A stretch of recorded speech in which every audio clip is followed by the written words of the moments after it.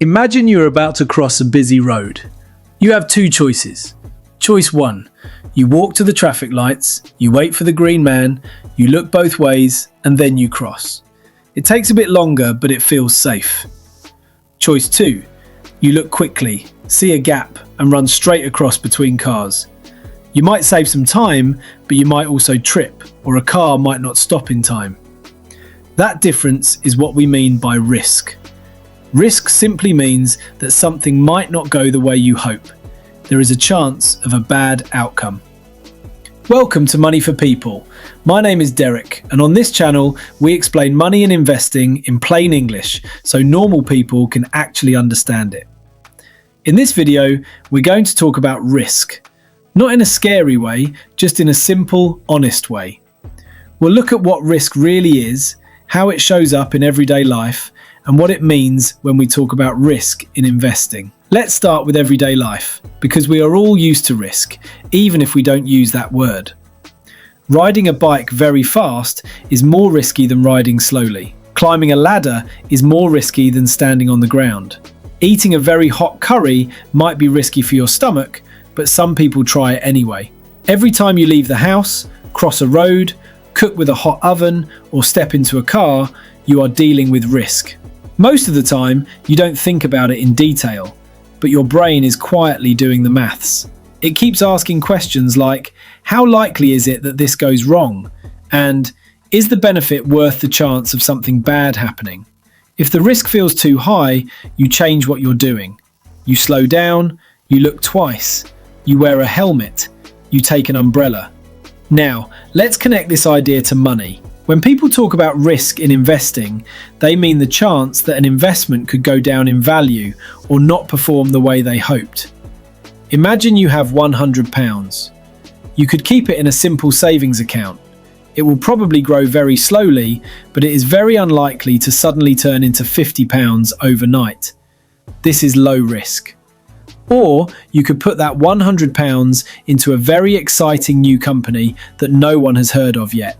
If the company becomes a huge success, your £100 might become £200 or even £500. But if the company fails, your £100 could shrink to £20 or even £0. This is high risk. The more chance there is to make a lot of money, the more chance there usually is to lose money as well. That is the basic trade-off between risk and reward. To make it even simpler, imagine a slide in a playground. A small slide close to the ground is like a low-risk investment. It is not very exciting, but you are unlikely to get badly hurt. A very tall, twisty slide is like a higher-risk investment. It might be more fun, and you might go faster, but if you fall off, it hurts more. Neither one is good or bad by itself. It depends on what you are comfortable with. Some people are naturally more careful. They prefer the smaller slide. Others are more comfortable with bigger risks. They like the tall slide. With money, it works in a similar way. Some people sleep better when their money is in safer places, even if it grows slowly. Others are happier accepting more ups and downs if it means a chance of higher growth. Risk is not something you can completely avoid in life or in investing. The goal is not to remove risk completely. The goal is to understand it, to respect it, and to choose the right amount for you. Now let's look at a few simple examples of risk in different types of investments. First, cash in a savings account. Keeping money in cash in a normal savings account feels very safe. The risk of it suddenly disappearing is small, especially if it is in a regulated bank within the protected limits. But there is another risk hiding in the background. Over time, prices go up. This is inflation. If your savings grow slowly while prices rise faster, your money quietly buys less in the future. So even safe choices have their own kind of risk. You are not likely to lose the pounds themselves, but you may lose some of their buying power. Next, bonds. A bond is like lending money to a government or a company. You give them money now and they promise to pay you back later with interest. Most of the time, you do get your money back. But there is a risk that the borrower struggles to pay you, or that interest rates change and your bond goes down in value if you try to sell it early. So bonds are usually calmer and less jumpy than shares, but they are not completely risk-free. Now, shares or stocks. Shares are tiny pieces of companies. Their prices can move up and down a lot in a single day, a month, or a year. They are more risky in the short term because their value can fall quickly if something goes wrong with the company or if the market is scared.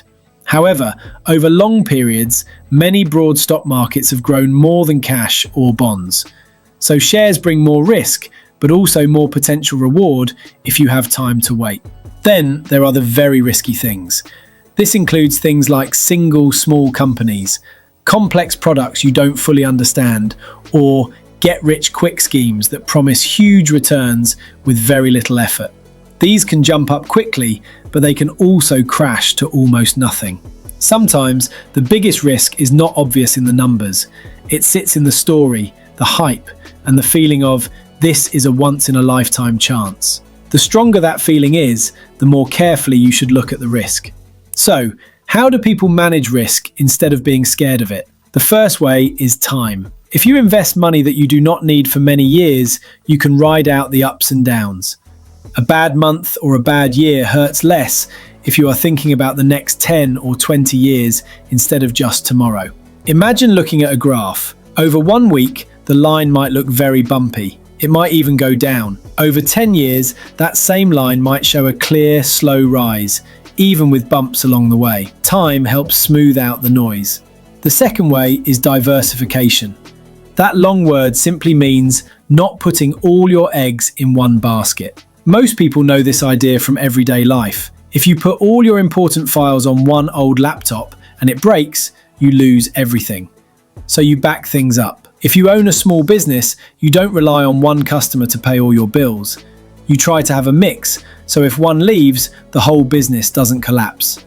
Investing works in the same way. Instead of investing everything in one single company, people spread their money across many companies, different countries, and different types of investments. If one part does badly, other parts may do better. The bumps become smoother. You still have risk, but it is more controlled. This is why many beginners use funds or index funds. One fund might hold hundreds of different companies. If one company has a problem, it may not destroy your whole investment. Diversification does not remove risk completely, but it helps you avoid one mistake wiping you out. The third way to manage risk is to match it to your own life. Imagine two people. Person one is in their early 20s. They live at home, have a stable job, and are investing money they will not need for at least 20 years. Person two is in their late 50s. They want to retire soon, and they might need their savings within 5 to 10 years. Even if they both have the same knowledge, it usually does not make sense for them to take exactly the same level of risk. The younger person has more time to recover from ups and downs, so they might choose more of their money in riskier investments like shares. The older person may still invest, but they might start to move some money towards safer places like cash or bonds, because they will need to spend it sooner. This is not about age only, it is about your timeline, your responsibilities, and your personality. Some people simply cannot sleep at night if they know their investments might drop by 20% in a bad year. For them, very risky investments are not a good idea, even if the math says it could pay off. So let's turn risk into some simple ideas that many careful investors agree on. Number 1, never risk money you cannot afford to lose. Money needed for rent, food, bills, or emergencies should not be put into risky investments. That money belongs in safer places, usually cash. Number 2, understand what you are investing in. If you do not understand how something works or why it could go up or down in value, the risk is much higher for you. Confusion itself is a kind of risk. Number 3, be honest with yourself about your feelings. If a 20% drop in value would make you panic and sell everything, then that level of risk might be too high for you. It is better to pick a level of risk that lets you stay calm and stick with the plan. Number 4, remember that doing nothing is also a decision. Keeping all your money in cash forever can feel safe, but because of inflation, it may quietly lose power over time. Playing it safe has its own hidden risks. Number 5, use time and diversification together. Investing for the long term and spreading your money across different things can make risk easier to live with. Let's quickly recap. Risk is the chance that things do not turn out the way you hope. In everyday life, we manage risk all the time without thinking about it. In investing, risk is about how much your money can go up and down in value. Safer choices usually move less, but may grow more slowly. Riskier choices move more and can grow faster, but can also drop sharply. You can manage risk with time by thinking long term. You can manage it with diversification by spreading your money out. And you can manage it by matching your investments to your own life and your own feelings. Investing is not about avoiding risk completely. It is about understanding risk, respecting it, and choosing a level that fits you. If you found this helpful, please subscribe to Money for People for more simple explanations about money, investing, and how it all works. This video is for educational purposes only and is not financial advice.